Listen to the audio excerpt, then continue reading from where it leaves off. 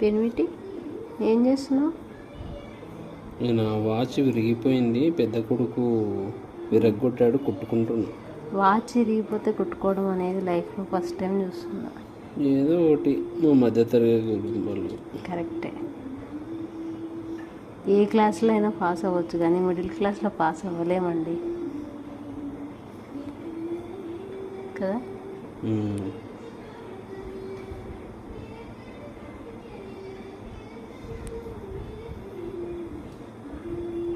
జాగ్రత్త, సూది నా పొట్టలో దిగుతుంది.